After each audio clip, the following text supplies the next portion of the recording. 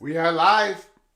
We are live. Welcome to college football's Peek Around the Corner with your host, Greg Pflugar. We cover everything in college football because we love everything in college football. And if you do as well, please subscribe to our channel, smash the like button, share the video, ring that notification bell. I appreciate you all coming on in on a Monday, March 23rd. We are in spring. Spring football is in the air. PJ Fleck just had his press conference to start the Golden Gophers spring camp. If you want to support this college football's rebel outpost with a donation to help us keep the lights on and grow the channel, just hit that $sign where you make your comment, and I will get to your super chat as quick as I possibly can. Welcome everybody into the studio that sits on the corner, the very corner of Keith Jackson Parkway and Kurt Gowdy Avenue. Do not be afraid. Do not be afraid to become a legend with your comments and with your phone calls. Bruce Harris, Boomer Sooner. Do you even have a Sooner in that picture? I think he's running next to the Kentucky. Isn't he running basically on the right side of the road, right next to the Kentucky? I think that's him. A couple of mascots over from the Gamecock. I think that is the Sooner. The Tennessee is behind LSU. Auburn Tiger in Florida, and Alabama and Georgia, they're all pushing each other. But the story is, Bruce Harris says, no, that is not the Sooner. Well, maybe the Sooner did not show up for the race. Maybe the Sooner did not show up for the race. There are two Gamecocks. Yes, there is. Yes, there is. Yes, there is. Anyways, it is a wide open SEC race. It is wide open, and Oklahoma is in the race. Oklahoma is in the race. Now, yesterday, we did our PATC way too early predictions, way too early order of finish prediction, in which I got to tell you, a lot of you lauded me on the picks. I mean, I think we had a consensus. I think we had a consensus that it was Greg the Gold that showed up yesterday. Greg the Gold that showed up yesterday in my Big Ten way too early predictions. Let's take a quick look at them. Purdue, Rutgers, Northwestern, Maryland, Nebraska, UCLA, Michigan, Wisconsin, and Washington. And then Illinois, Minnesota, Iowa, Penn State, Michigan, USC, Indiana, Oregon, and Ohio State. USC, Indiana, Oregon, and the Buckeyes are going to be playoff teams. I think I have convinced each and every one of you, that I have completely nailed it when it comes to the Big Ten predictions.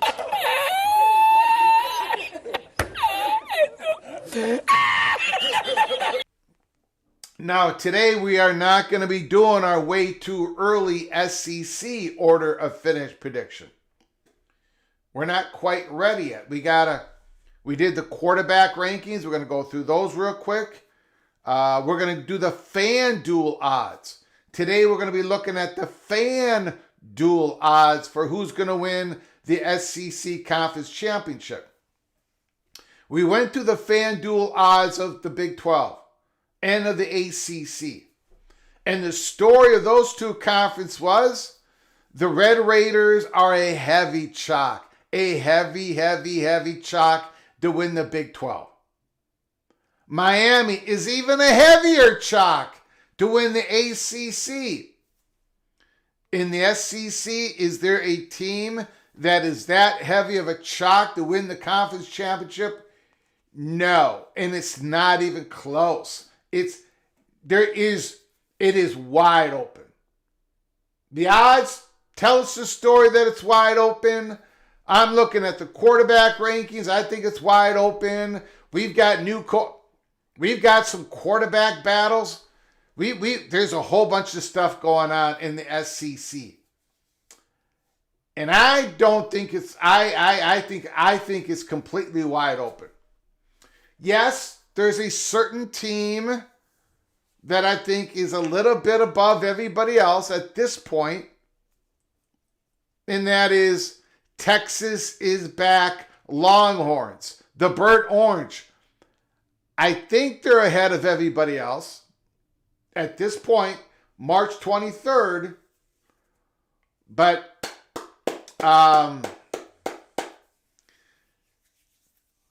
there are teams that are saying, no, Greg, you got it wrong once again. You've got the Georgia Bulldogs that believe they've got it all figured out on offense. You've got the Oklahoma Sooners. John Mateer, second year with Brent Venables on that offense.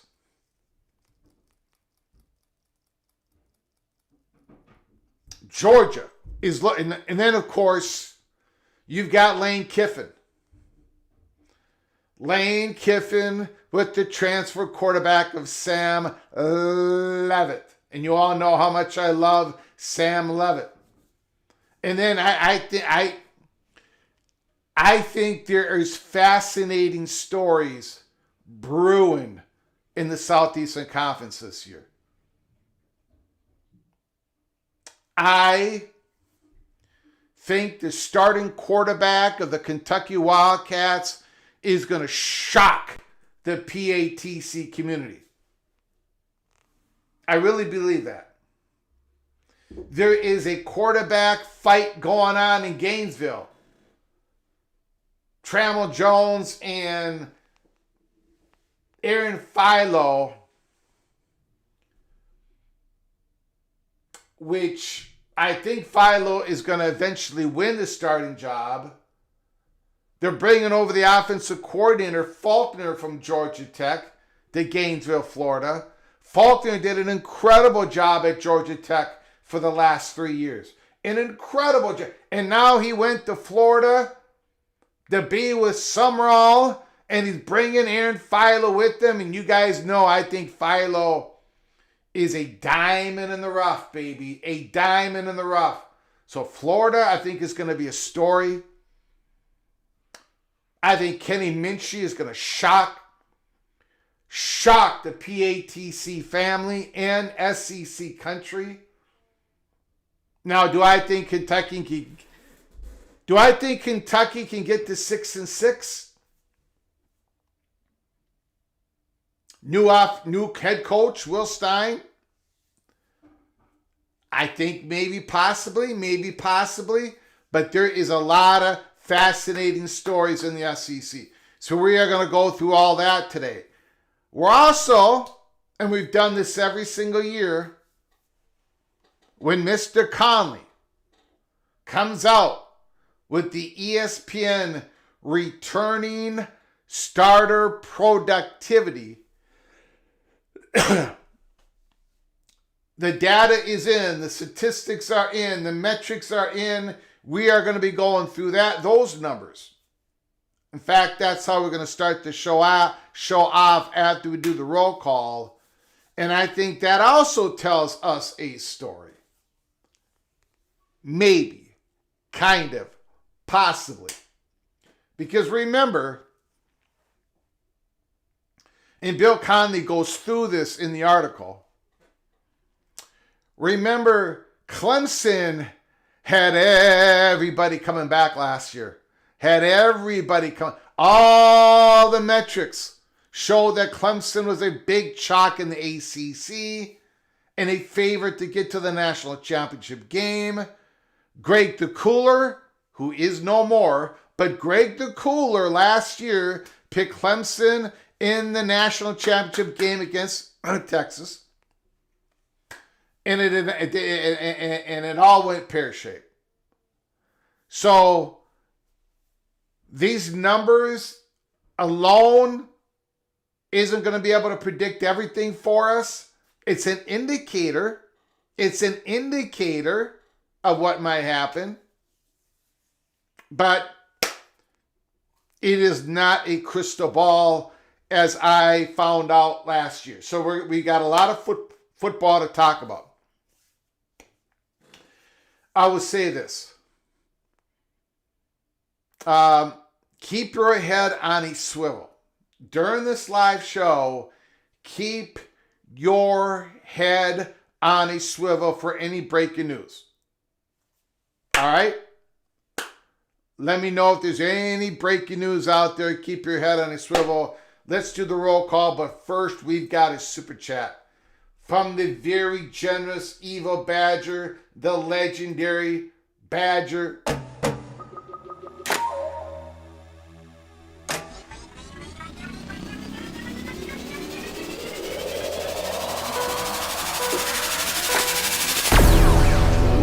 The darts missed the dart board with Greg the Freezer's Big Ten picks.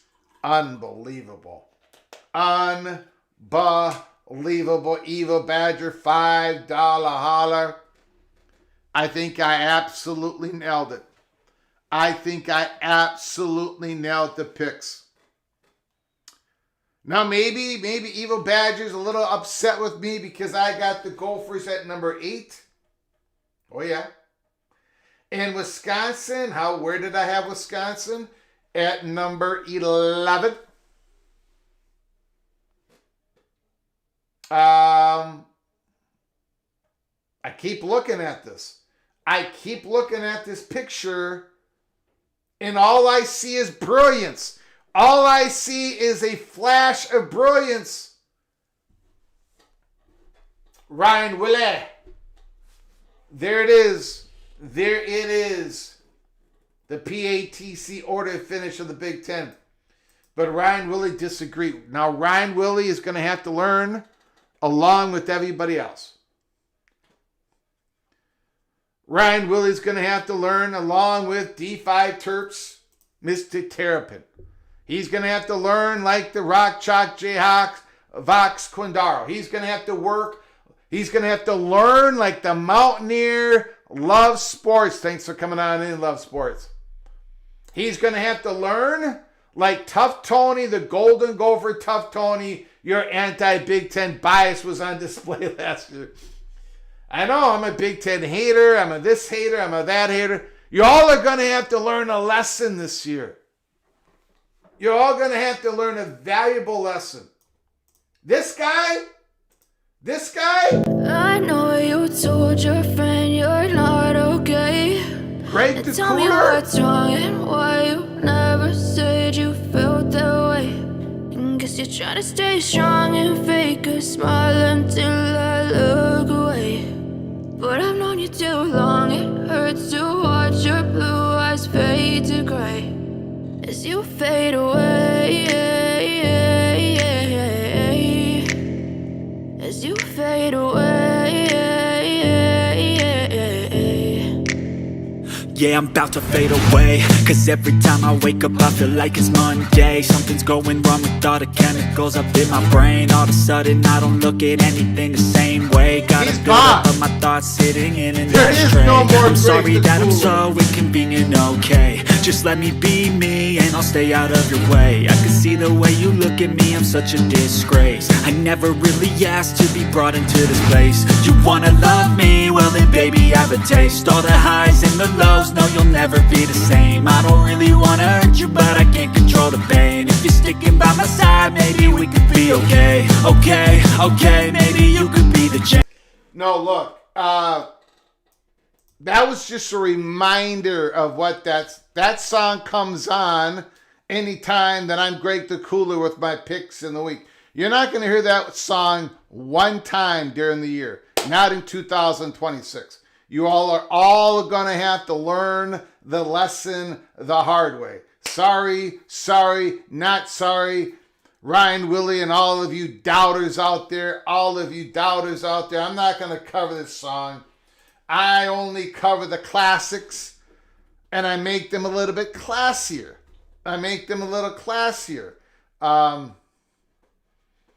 If you're going to claim not to be Greg the Cold, you got to come out wearing the gold. Lee Gold Gators. Well, I got to have a good week of picks first. And that didn't happen that often. It only happened a couple of times last year. But this year is completely different. And we've got, thank you, Evil Badger. Thank you for the $5 holla. Thank you for your generosity. Thank you so very much. We've got Ricky Tungate. Who gave a gift of membership in Dos Daimon.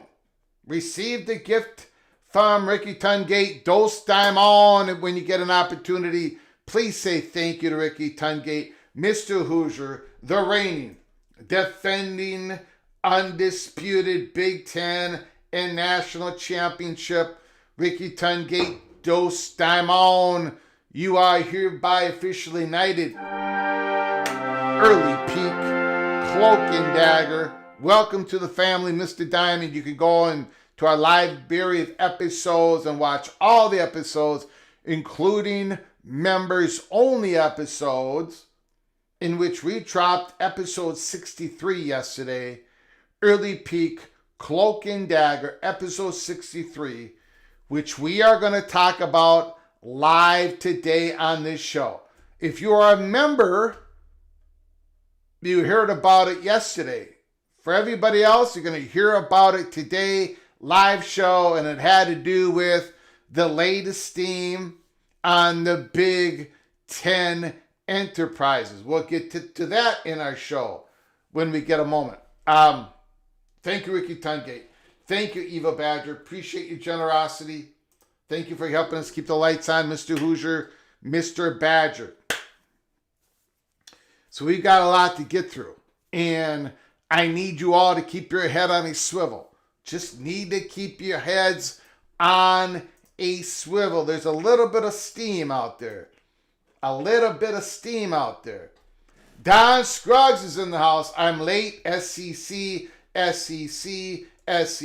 going to be talking about SEC. Kay Struthers is here.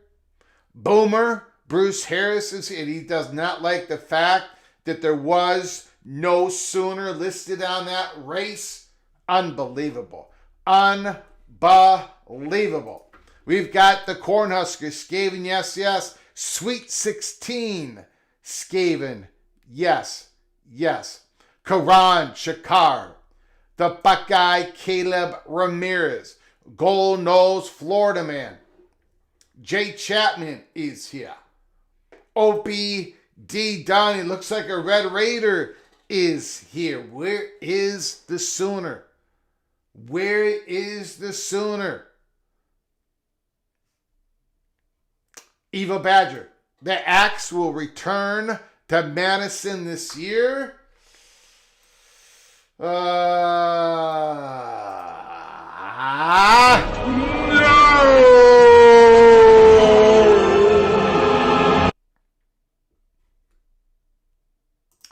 Bruce Harris, Sooner left early. Some would say sooner, or maybe the Oklahoma Sooner already finished the race. Maybe the Oklahoma Sooner finishes first in football this year and has already finished the race. Friends, call me. Sean is in the house. Morris Simmons is here. Bob Swanger, Penn State, is in the house. Nick, the Virginia Tech Hokie, is here. Tough Tony, MGC Sooner, Lego Gators, Adam, thanks for coming on in. Lego Gators says, my guess is Texas runs away so long as Manning plays like he did in the end last year.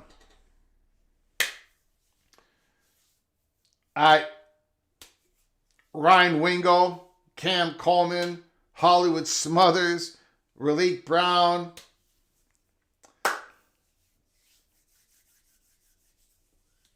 The Burnt Orange is set up offensively. We're going to need a little bit more time to break down the defensive part of the Longhorns before we crown them. Before we crown their bleep in the SEC, we have to break down the defensive side of the football. D5 Terps is in the house. Al Bundy is here. Hook 'em horns. Vox Quindaro. Thanks, Vox, for coming on in. Appreciate it. Preston from Greensboro, North Carolina. The Duck Jimmy Austin is here. Jose Fight On is in the house. Rich Austin. John Sherritt is here. Who else? Christopher Hooter, Super Chat. Holy smokes. The LSU Tiger is in the house.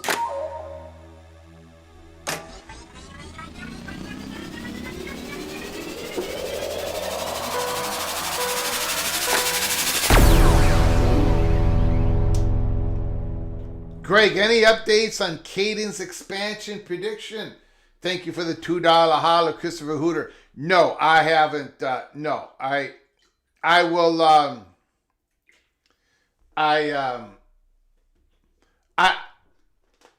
From our end, I can surely tell you that nothing, absolutely nothing has been confirmed.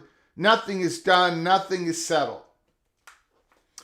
And if there was, if the people that I talked to actually believed something was done, something was settled, they would have told me and they would have said, Greg, you got to embargo this, all of it, some of it, or we believe this is going to happen. We're going to put, there's lots of different ways that we can go down the road. But I've been saying for months and years, there's nothing on the horizon that tells me that anything, first of all, have been agreed upon in the next expansion, the next realignment. Now, Caden has his sources. Everybody talks to everybody. But what I hear does not match up with what Caden believes. And that's okay. That's okay. This show is a vehicle for you all to let me know what you're thinking, what you've heard, what you believe, what you don't think is going to happen. Thank you for the $2 holla, Christopher. But there's just no way I can't confirm any of that. Tough Tony, did you listen to PJ's press conference? 16-0.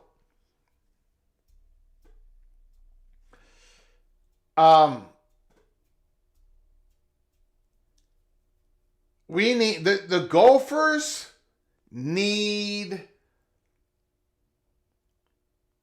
some things to line up correctly. Number one, they cannot have Darius Taylor cannot have an injury going into week 1. Okay? Can we just do that? I saw Darius Taylor up on the podium. He's talking about the wonderful Gophers women's game. His girlfriend plays on the team. And I would have taken Darius Taylor off the podium. I would wrap him up in bubble wrap and don't let him breathe until about August, until the first game. That's number one. If we're talking 16-0, Darius Taylor cannot be injured week 1. That's number one. Number two, we need the Auburn transfer wide receiver, a former 5-star, Perry Thompson, to be a guy who can get up and get the ball. We've got Tracy. We've got Jalen Smith. We need a prime time 6'3", 4" athlete who can go wide and get up and get the football for Drake Lindsay. And then, most importantly, what the Gophers need is consistent interior defensive line play. PJ Fleck is all excited about the pass rush. All the Gophers media is excited about the pass rush. All the Gopher fans are excited about the pass rush. Even the reporters who rank the units in the Big Ten are all excited about the Gophers pass rush. The Minnesota Golden Gophers led the Big Ten in sacks last year. We're probably going to lead the Big Ten in sacks this year. We've got Anthony Smith, 12.5 sacks. We've got 4 or 5 guys. We've got the kid from California. We're going to be able to sack you. We're going to be able to put the pressure on you. But it doesn't mean nothing. It means absolutely nothing when we get pushed around. And we got pushed around on the interior and the run game. And when we try to run the ball, we got pushed around. None of that matters if we're going to get pushed around. I swear to you, Tony, I think if the Minnesota Golden Gophers lined up in a tug-of-war contest with every other Big Ten school football team last year, we would have never have won a tug-of-war contest. We got pushed by Purdue. We got pushed by Rutgers. We got pushed by everybody. That's what I want to see. The second game of the season against Mississippi State. If we don't get pushed around in the run game, if we can hold up, we got a shot. We got a shot to be a special team. But until we can physically hold up on the defensive tackle, until we can physically block somebody on the offensive line, we're not going 16-0, baby. We're not going 16-0.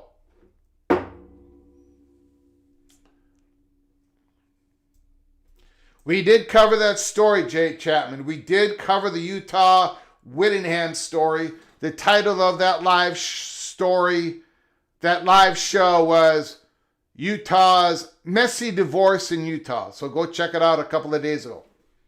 We did cover that. All right. Thank you all for coming on in. I do appreciate it so very much. First of all, I want to talk about, just quickly here,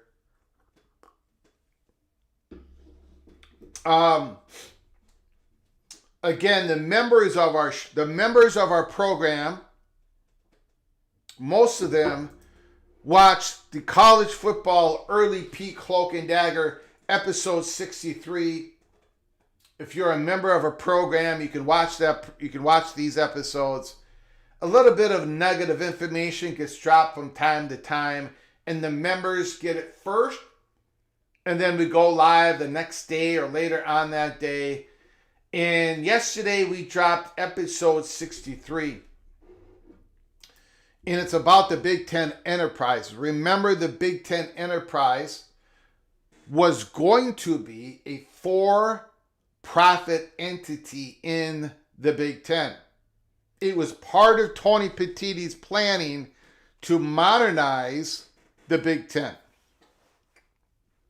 It was going to be part of the UC investment plan, where UC investment of public capital was going to bring in millions and millions and millions of dollars of cash for all the Big Ten universities, and then provide the seed money to produce Big Ten enterprises, in which each Big Ten school would own a slice of the Big Ten enterprises, plus UC Investment would own a slice, plus the Big Ten Conference would own a slice.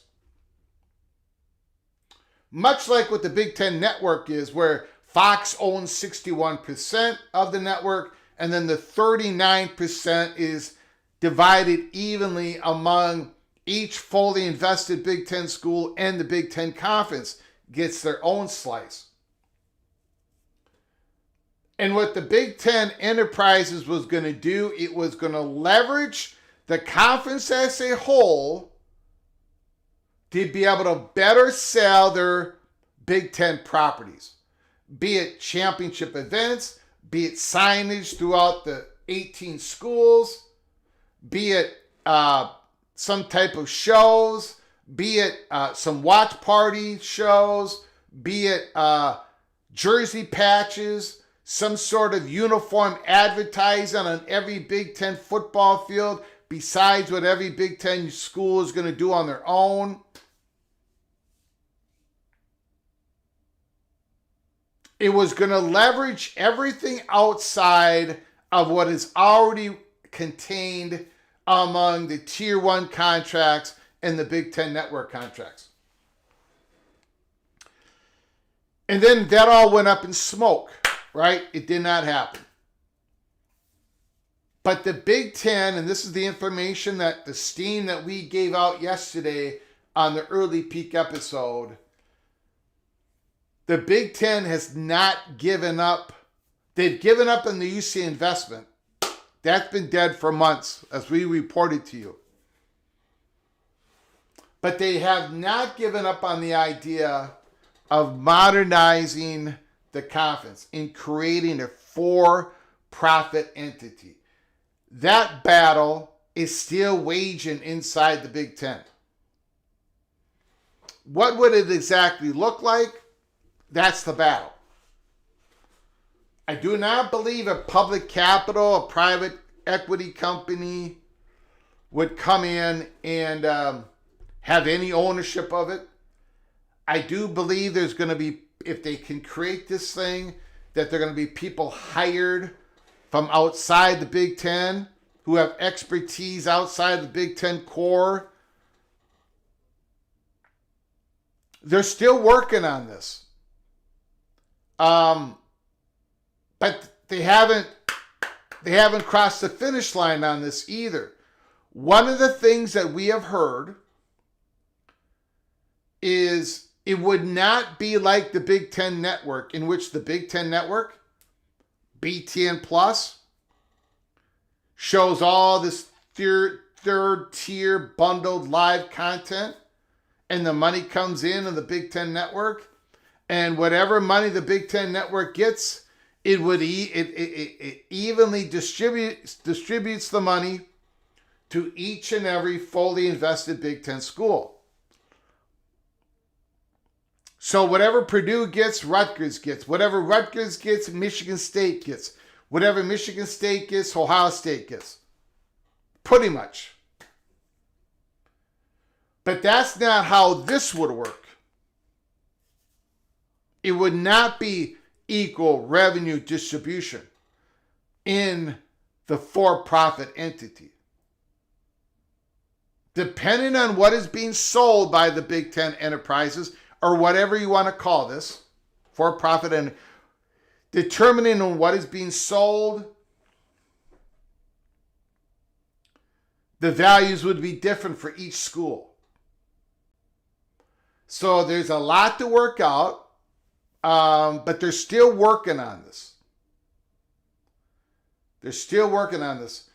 They especially want, what was told to us is that the Big Ten Conference is seeing quite the benefits of being a national conference. And they believe they're leaving money off the table. They're not taking all of it. And to be able to leverage, to be able to come together like they do with their third tier content with the Big Ten Network, coming together, they're going to get more money for everybody. Especially in the next decade, when you're going to see more Big Ten content internationally in different markets. They want to leverage as a whole conference, much like the NFL. So, I believe we are going to be hearing something about this relatively soon. Not that there's success, not that it's happened. Maybe we'll hear that, but that the Big Ten is still working on building some sort of for-profit entity within the Big Ten. But it's not going to be the UC investment deal. All right, so that's the information that we gave in our early peak Cloak and Dagger episode 63. If you want to become a member of our program, all you got to do is go to the description box below the video. There's a link. Hit the link, become a member. And now let's get to Bill Conley. Every year, Bill Conley comes out with this. We cover it. And then eventually he's going to get to his SP Plus values for each school. And this is part of it. Returning production is part of it. Bill Conley, now remember, in his SP Plus, always throws in the value of recruiting rankings, right? The higher rankings you are with your recruiting classes going into the season, the better off you are. But Bill Conley does say today that he's bringing down the total value of that single metric. Your high school recruiting rankings, who you recruit, means less now than ever before because of the transfer portal, retention, bigger transfer classes. That high school recruiting ranking per team it does not weigh as heavy on the total SPS, the SP Plus rankings. But more on that later when he finally comes out with that stuff. Okay. Bill Conley, ESPN. What return in production looks like for the 2026 football season. The idea of return in production in college football is easy to understand, right? the more experience return, the more likely you are going to improve. Right? It's still better to return a lot of your production than a little. Even if last year's headliner bombed, Clemson led the nation in returning production headed into 2025, which furthered the idea that a potential rebirth was coming to Death Valley East. But a combination of injuries, tactical stagnation, and disappointing development, the Clemson Tigers slipped from 10-4 and 22nd in SP Plus to 7-6, number 34. All right, here we go. Returning production percentages. Here are the returning production percentages and rankings for all 138 FBS teams for 2025. Yes, we're up to 138, no longer 136, no longer 136, 138. Hello, Bison and the Hornets. Here we go. 1 through 10, Notre Dame, the Fighting Irish, 72% of returning production, 19th overall on offense, number 2 on defense. And that defense was absolutely beautiful last year. The Fighting Irish defense this year is going to be dominating, absolutely dominating. Being led by the great cornerback Leonard Moore, the Notre Dame Fighting Irish. Woo! It's going to be hard to score on the Irish. Number 1, Maryland, number 2. The Cornhuskers, number 3. Is that reason for optimism for the Terrapins and the Cornhuskers? Virginia Tech, Franklin, number 4. South Carolina, they're bringing back Nick Harbor, the wide receiver. They're bringing back Dylan Stewart, the great defensive end. They're bringing back Lenoris Sellers. Come on, Gamecocks. Come on. It's time to rise up. Let's go. Texas, the Longhorns, number 6. Number 4, offense. Man, they're bringing a lot of... Number 19, defense. The Longhorns are absolutely stacked. Look at Georgia. Look at Florida, 8 and 9. Georgia, number 5 in returning production on defense. Florida, number 1. Now, it was a hit and miss situation for the Gators last year. But all that returning defensive stuff coming back. And with Aaron Philo, or I guess Tramel Jones, if you're a Tramel Jones believer, I'm an Aaron Philo believer. I'm a John Summerall believer. I think the Gators are going to be let's just put it this way. I think they're going over on the wins, on the win total. My beloved Golden Gophers are number 7, number 10 offensively, 12 defensively. Again, we talked about it. The Gophers are returning everybody except for Corey Pirch. Corey Pirch leaving got the headlines, but basically all of the top Golden Gopher players all came back. Thank you, Cubs Food. Thank you for the late NIL money. The Gophers are going to be an experienced squad next year. Number 11, the Ducks, absolutely loaded. Bringing back their quarterback, bringing back their young receiver, Decurring Moore. Tatum Tuioti, the great linebacker. Washington and Alexander. The Red Raiders lost some big-time players, but they're bringing back a lot of returning production. The USC Trojans, I would not want to go up against that offensive line. Nor would I want to go up against the offensive line of the Washington Huskies. Washington Huskies number 13 in offensive production returning. USC number 16 in defensive production. Texas A&M number 14. Oklahoma Sooners.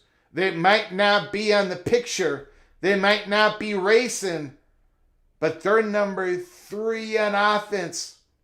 Number 3 in returning productivity. Now, I don't know what to think about that, because the Oklahoma Sooners offense to me last year was so clunky. So clunky. It was the defense that held up the Sooners. The defense. So I don't know if that is a good thing or a bad thing. BYU bringing a lot of people back. Bringing a lot of L.J. Martin, Bear, Bachmeier.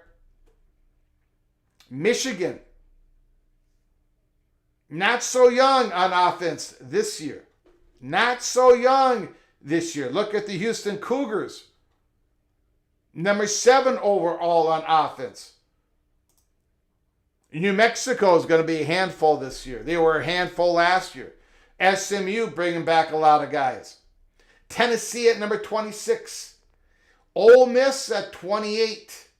The LSU Tigers at number 30. The Buckeyes 31. Wisconsin 35. Virginia, can they go 11-2? Who's going to be their starting quarterback? Pibula or Eli Holstein? Or is Chandler Morris going to get his 7th year and come back to Virginia? Holy smokes.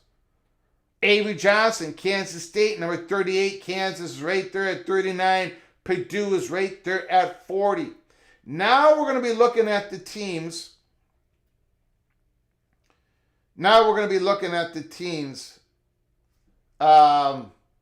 That ain't going to be bringing back so much production from last year. Pittsburgh, Oklahoma State, California, Northwestern, Auburn. Big old change at Auburn.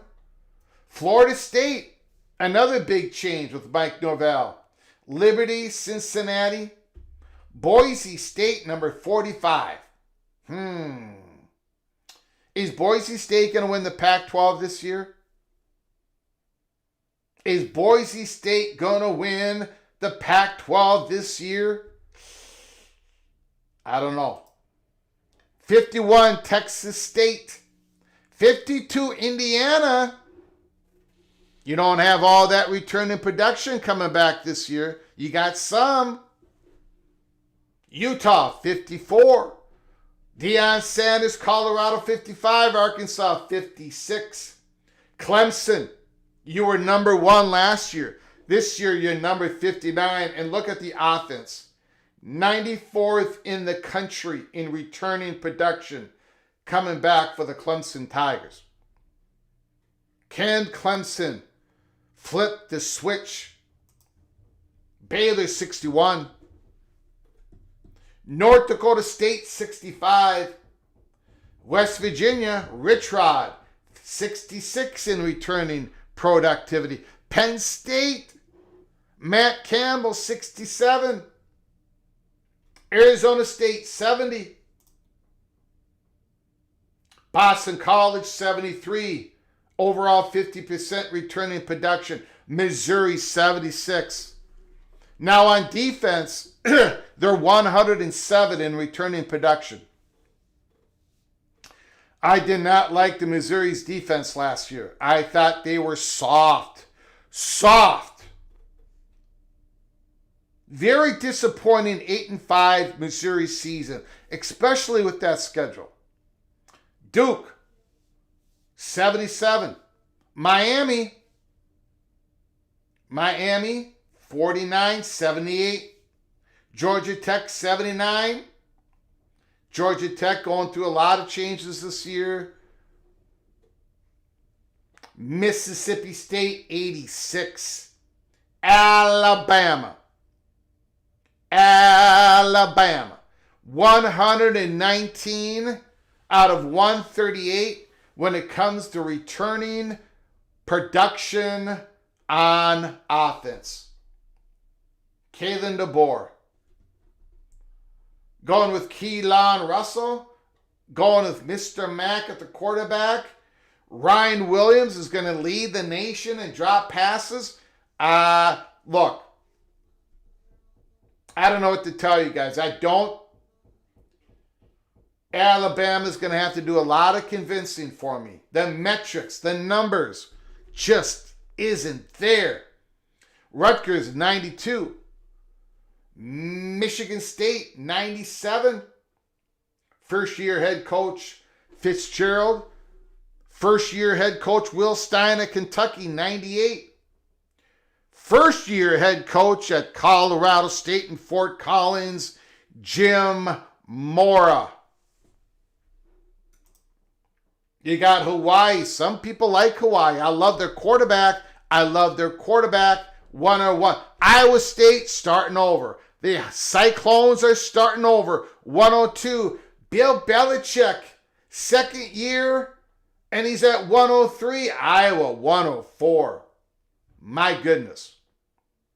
Vanderbilt, 106. Starting over. Memphis, 111. UNLV, 116. Dan Mullen. UNLV, you better button up your chin strap because here comes the North Dakota State Bison in the Mountain West. Tulane, 117. And there's a lot of MAC schools in the next list.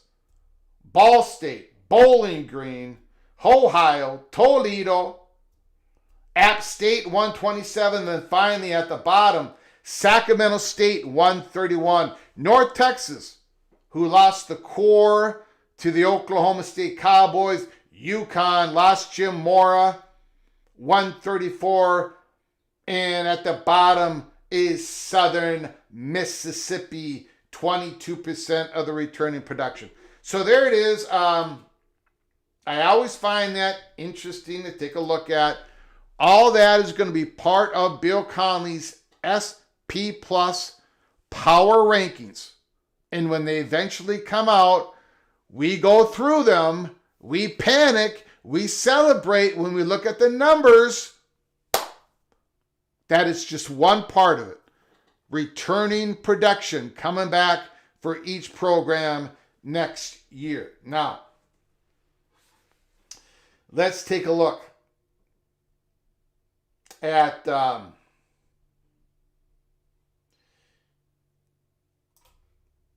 FanDuel's championship odds. We went through the Big 12 and we went through the ACC, and I picked out a couple of teams in each conference that I thought had pretty good value, that I would throw a little bit of money on, a little bit of your money on them. California plus 2,700 to win the ACC championship. I thought that was a pretty good value. Okay, let's get to the SEC. More wide open. More wide open in the SEC. Arkansas plus 20,000. You know what? Before we do that, my bad. Before we do that, I want to do what we did with the Big 12 and the ACC. I want to quickly go through my rankings of the quarterback unit, starting quarterback, projected starting quarterback of the SEC. Much like I did the ACC and the Big 12 before we went through the FanDuel odds. So let's do that just real quick so everybody can familiarize themselves once again. Who are the projected quarterbacks of the SEC and my rankings of them. Real quick, Jared Curtis, 5-star freshman, Vanderbilt. I don't expect him to be at 16. by the middle or by the end of the year, but I had to rank him 16. KJ Jackson, I don't know if he's going to be the starter at Arkansas. It could be the transfer from Memphis. Mr. Hill, who came with the coach. But at this point, I think KJ Jackson has the inside track. I think George McIntyre has the inside track of Tennessee, since he's been longer than the freshman that they bring in. I think Aaron Philo is going to be the starter of Florida. Maybe it's going to be Trammell Jones. I could be wrong, but I like Aaron Philo. I think he's got a shot. Number 12, Austin Simmons, Missouri. He's already been named the starting quarterback. Austin Simmons has already been named the starting quarterback for the season for the Mizzou Tigers by Eli Drinkwitz. Kamario Taylor, Mississippi State, number 11. Keelan Russell, Alabama, number 10. Kenny Minchey, going to talk a little bit more about him here in a second. Number 9. Byron Brown, Auburn, number 8. Auburn starting quarterback to transfer from South Florida. We've got John Mateer, second year at Oklahoma. Marcel Reed, come on, Marcel Reed. Just got to get a little bit better. Just a little bit better, and the Aggies are going to be just fine. Lenore Sellers, you got yourself a new offensive coordinator. This is it, Gamecocks. This is it. If it's ever going to be the year, it's got to be now for the Gamecocks. It's got to be now. Arch Manning, number 4. Gunnar Stockton, number 3. Number 2, Sam Leavitt, LSU. And number 1, Trinidad Chambliss of Ole Miss. So, those are just my rankings. Those are just my rankings. Karan Shakar, the fact that you have Kenny Minchey above Keelan Russell is absolutely delusional. Somebody bookmark that. Somebody bookmark Karan Shakar's comment. Somebody take a picture of it. Somebody take a picture of it. Somebody take a picture of it. Let's get to it. Let's get to it. Of course, now I lost it. Now I lost it. Hold on. Hold on, everybody.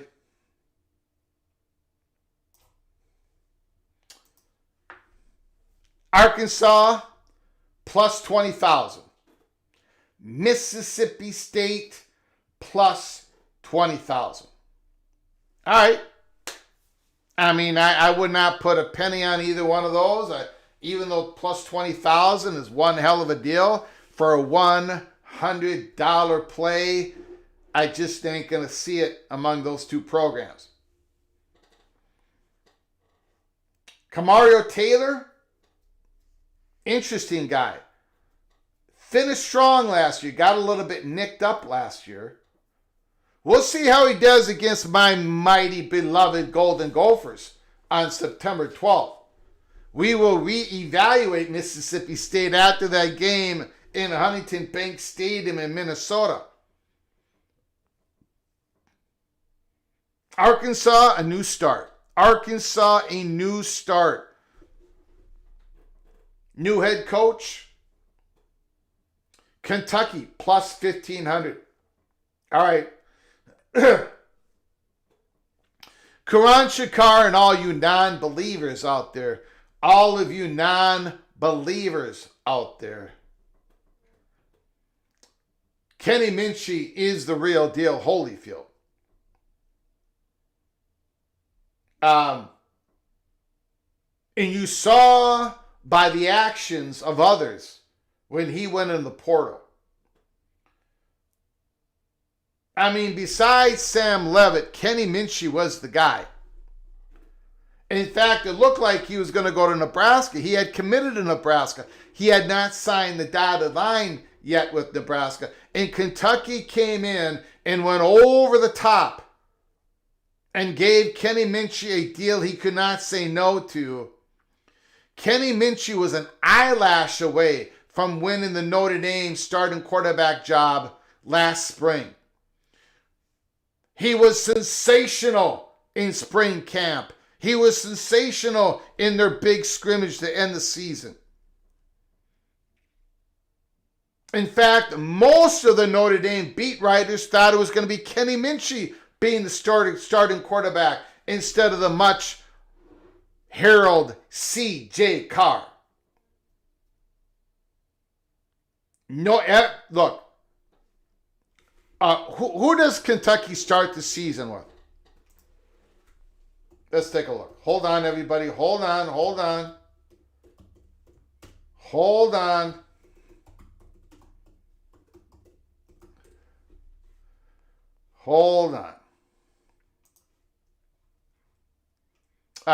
Youngstown State, Alabama. Alabama at home. Okay. All right. Okay. All right. So, we got a situation here.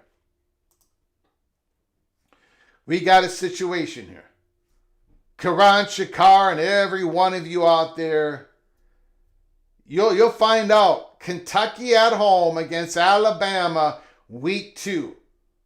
Keelan Russell. Or Austin Mack, the guy who came from Washington along with Caden DeBoer. You do whatever you got to do, Alabama. I'm going to take Kenny Minchey at Kentucky. And then Vanderbilt, plus 8,000. Again, I don't see much value in any of these picks. None of these 4 teams are going to win the SEC championship game. South Carolina, plus 5,500. It makes me think. It makes me wonder a little bit. Is this worth asking Vox Quindaro for a $100 loan and I throw it all on the Gamecocks to win the SEC championship game? Is it worth for me to ask Vox Quindaro for a $100 loan with 18% interest, and I throw it all on the Gamecocks for the South Carolina Gamecocks to win the SEC championship?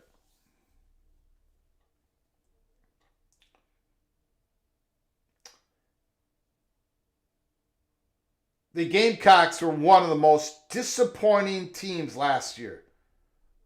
It was ugly. And they were so good the year before. They've got talent on that team.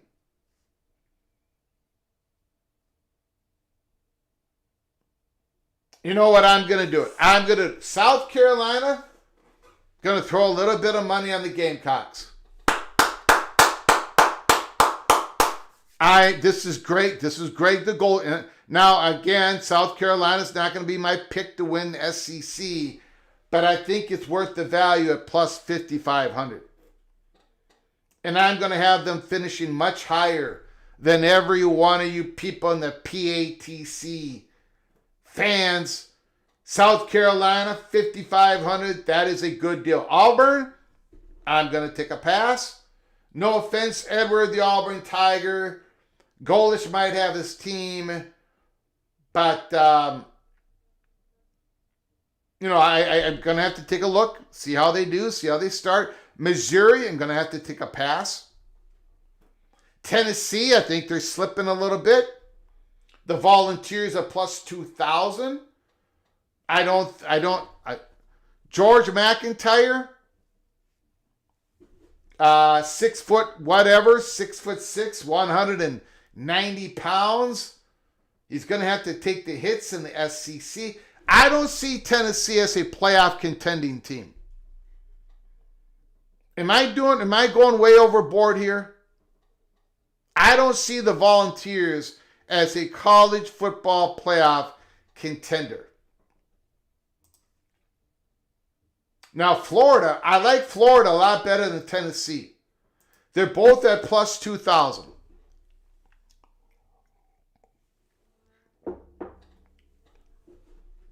I love that Gator running back.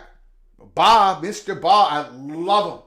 I love him. Over 1,200 yards last year. Aaron Philo. The offensive coordinator coming from Georgia Tech, who did an incredible job. The defense, all that returning production on defense. You know what I'm going to do? I'm also going to throw a little bit on the Gators. A little bit on the Gamecocks, a little bit on the Gators. I think the value is with the Gators and the Gamecocks. Long shots, yes. Long shots. But I think it's worth the value. The Oklahoma Sooners plus 1,200. Sooner fans are excited. And they should be. I mean, John Mateer's second year coming back. I'm going to have to see that offense get a little bit.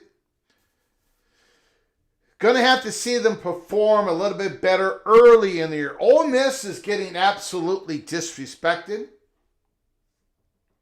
Plus 1,000. They're getting disrespected. Ole Miss Rebels are better than people are giving them credit for. Alabama plus 850. I'm not a Bama believer. I am not a Bama believer. I don't think they're going to make the playoffs. Texas A&M plus 800. LSU plus 600. Georgia plus 390. Texas plus 300. The SEC is not like the Big 12. It is not like the ACC. It is wide open. You got the Longhorns at only plus 300. That's pretty good value. It's pretty. I'm going to put a little bit on the Longhorns at plus 300. Normally, I would not do the chalk, but plus 300 is pretty good value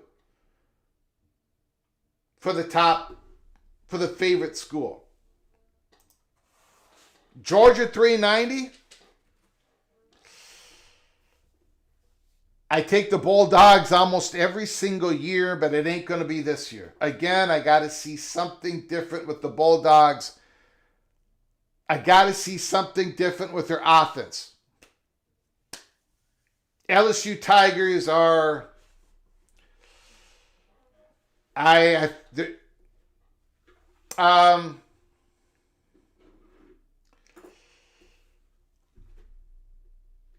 can see the LSU Tigers.